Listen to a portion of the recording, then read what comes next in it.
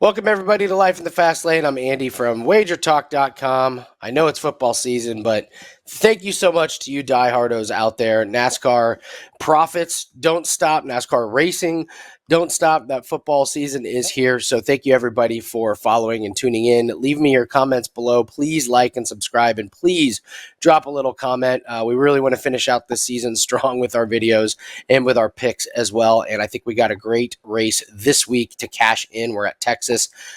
I only had one play last week. I gave it out on the show. It was 0-1. I really didn't like anything at Bristol. It was just a messy race as predicted. It was one that should not have been bet very high volume. We didn't have a 5% or a 4% play on it. So even with taking it easy, we still lost our one play. So still around the 59% mark on winning wagers this year. And I will have multiple plays up for the Texas race for sure. So we'll get into a free bet at the end of the show. Let's do a quick Bristol recap. Brad Keselowski wins stage 2. Keselowski wins stage 1. Christopher Bell wins stage 2. And then, of course, Chris Buescher wins the race. Why not? Why not have another non-playoff car win a race? I don't even know how. I have my notes here for this race, but they're almost hilarious to list off. So clean start, 50 laps.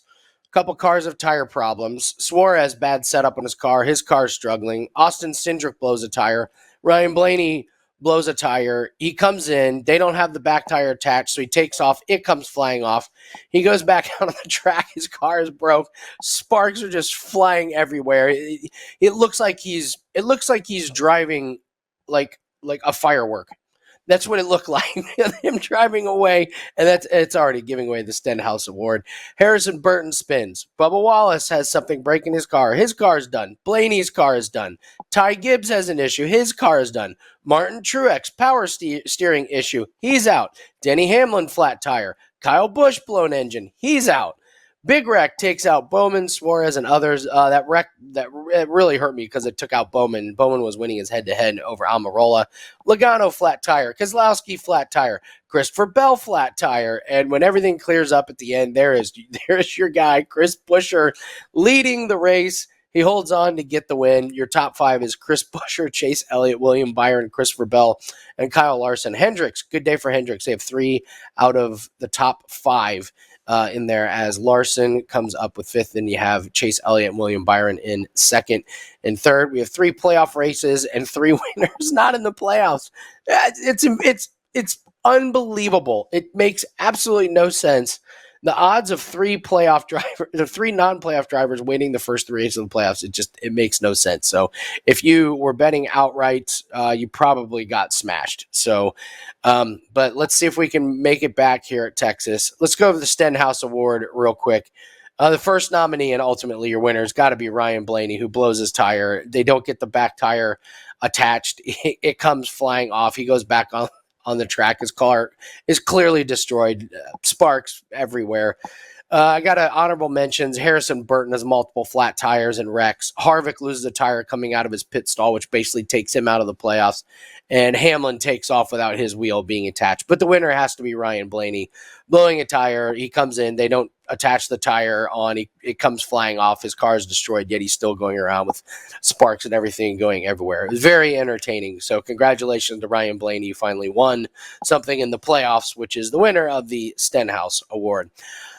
Playoff recap. Kevin Harvick, Austin Dillon, Kyle Busch, and Tyler Reddick are your cars and drivers eliminated. The leaders, Chase Elliott is in the lead. Logano, Ross Chastain, and Larson, the rest of the top 4. We see this every year. Gibbs holding nothing back, especially now that Kyle Busch is moving. So Kyle Busch is out. Gibbs announcing they're switching Kyle Busch's pit crew with Denny Hamlin's. Kyle Busch's pit crew has been fantastic this year. I believe I read they were second best on average pit stop. So Hamlin and all of his penalties, hopefully we'll get some assistance here.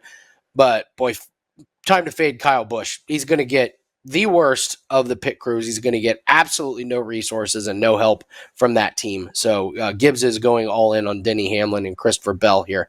So expect Kyle Busch to get more and more frustrated, which gives us more and more hilarious Kyle Busch interviews after the race. Where are we racing this week? Texas. Cookie cutter track, very, very fast. It's just pedal to the metal, baby. We are going as fast as we possibly can. They raced here on All-Star Weekend. I do not take that into account at all. It's a strange weekend. I wouldn't look too much into it. I actually don't even want to look into it because I don't want it to affect my handicapping for this race. So what I did do is I took the top average finishers. I just mixed up Kansas, Michigan, Nashville, Chicago, and Charlotte. And I come up with not a lot of conclusive dominance here.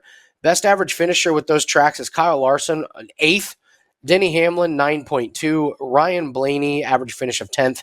And then you have Joey Logano, Martin Truex, and Christopher Bell all tied at 10.2. So you're not getting a clear cut, oh, this car is better. In fact, you've got Hendricks as the number 1. You've got Gibbs at number 2, and then you got Penske at 3 and 4.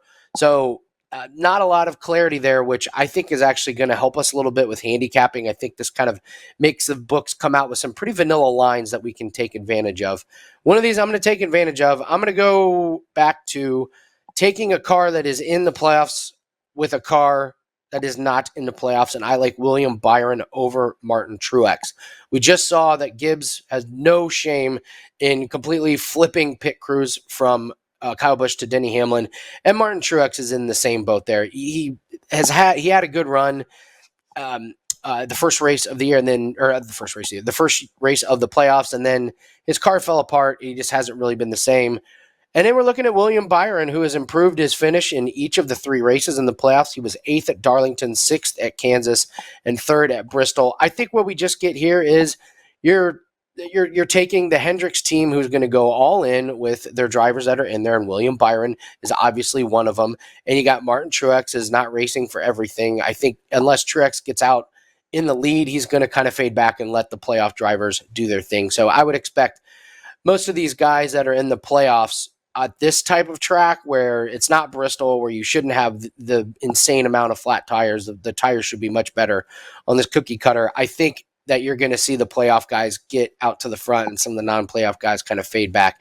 So I would not expect Kyle Busch and Martin Truex to be mixing it up, especially at the end on the restart. They're going to steer clear of the playoff drivers. So I think this William Byron over Martin Truex, which is available at DraftKings, gives us a really good betting opportunity to support a playoff driver over a non-playoff driver. So I will have my racing pack up. I will certainly have a lot more plays this week than last week. I debated whether or not to put that play up. I did like it. It was winning. And then, it's Bristol, baby.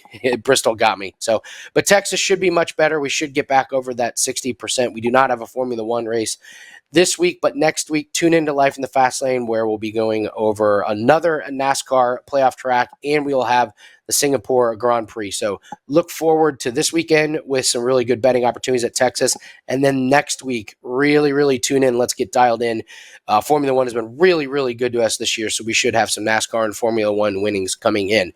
Again, thank you guys for tuning in. Much appreciated. Please leave a comment below. It lets Wager Talk know we got an engaged audience. Give me a like, give me a subscribe, but most importantly, a comment. Just say hi. Just let me know who you like, and let's thank Wager Talk for backing us for Life in the Fast Lane this year. It's been a hell of a year so far. Thanks, guys. I'm Andy from WagerTalk.com. All plays can be found there. Just click on my profile page, and you'll get everything for this weekend and next weekend. Let's have a great weekend. I'll see everyone next week on Life in the Fast Lane.